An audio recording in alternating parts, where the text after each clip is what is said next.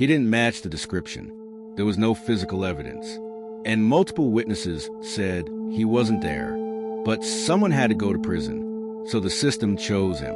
Before he became a case number, before his name appeared in court transcripts, before it was reduced to ink on legal paperwork and stamp forms, Anthony Ray Hinton was just a man trying to live a quiet life. He grew up poor in Alabama. From an early age, he learned what it meant to go without. He learned that nothing came easy, and that survival depended on staying invisible. He watched his mother work herself to exhaustion just to keep food on the table. He learned responsibility before he learned comfort. As an adult, his life followed a simple routine. Wake up, go to work, come home, repeat. No trouble, no chaos, no attention. He wasn't chasing success. He was chasing stability. And deep down, he believed something very specific, that if you followed the rules, if you stayed honest, if you respected the law would protect you. That belief would follow him into a prison cell and nearly into the grave.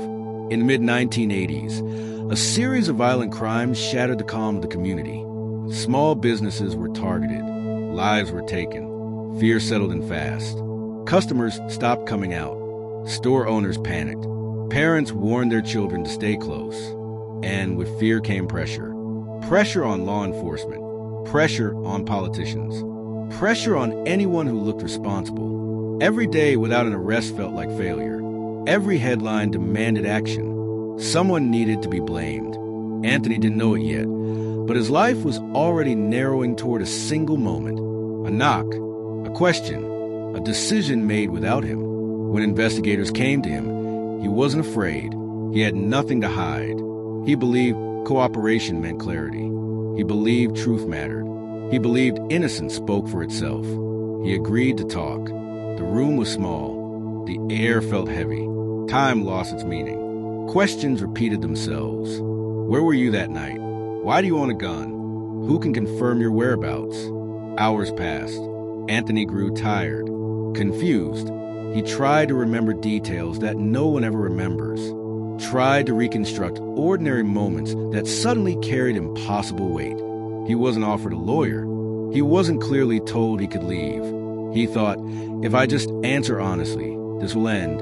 But it didn't, because somewhere outside that room, a story had already been decided. When the interrogation ended, Anthony walked out believing the truth would clear everything up. He didn't know he had just walked out of his old life. There was no DNA linking him to the crimes. No fingerprints. No surveillance footage. No eyewitness who could place him at the scene. Nothing tangible. Nothing definitive.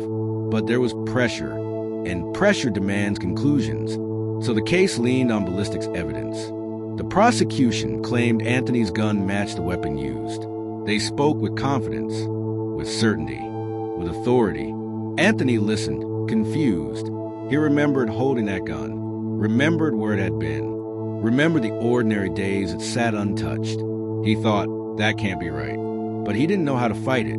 His lawyer tried. But trying isn't enough when resources are scarce. There was no money for an expert who could challenge the state. No funding for deeper analysis. The jury never learned that the state's firearms expert lacked proper training. They never learned the testing was flawed. They never learned that independent experts would later say the match was impossible.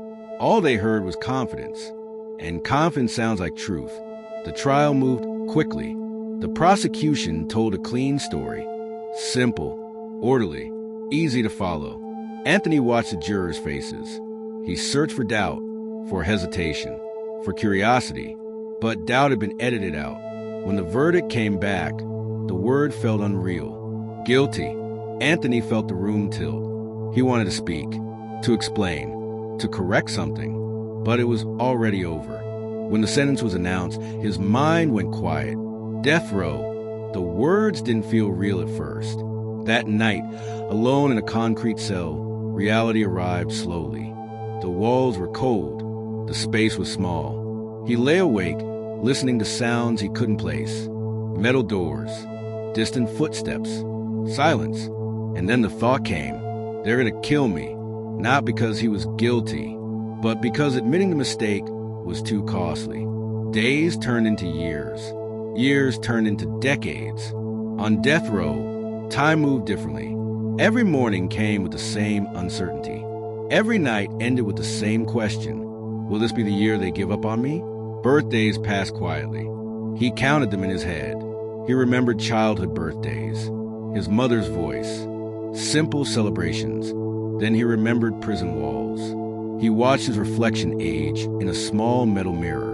Hair graying, face thinning. He missed funerals, missed the chance to say goodbye. He carried grief silently, because grief had nowhere to go. Sometimes, late at night, his mind drifted. He imagined walking outside, feeling grass under his feet, hearing ordinary sounds. Then reality would return. Concrete, steel, waiting. Appeal after appeal was denied. Each denial felt like confirmation that truth no longer mattered. Not because the evidence was strong, but because reopening the case meant admitting the system had failed. And the system protects itself. Years later, new lawyers examined the case with fresh eyes. They slowed down. They questioned what others accepted. Independent experts reviewed the gun. Their conclusion was simple. It never matched the crime. The evidence that sent Anthony to death row had always been wrong. The doubt had always been there. It had just been ignored. Still, the system resisted, because acknowledging the truth meant acknowledging the damage. But eventually, the truth became too heavy to bury. Anthony Ray Hinton was released after nearly 30 years. When he walked out of prison, the sun felt unfamiliar. The world felt louder. Strangers passed him without knowing what he had lost. He was free, but freedom came late. Too late to reclaim youth. Too late to reclaim time. No apology could restore what was taken. No compensation could replace decades of life. The real perpetrators were never held accountable. Not because the truth was unknown, but because it had been inconvenient for too long. Anthony survived, but survival is not the same as justice. If an innocent man can sit on death row for decades because the truth was inconvenient, if human life can be weighed against reputation and procedure, if silence can matter more than correction, then the question isn't whether justice failed Anthony Ray Hinton. The question is, who is next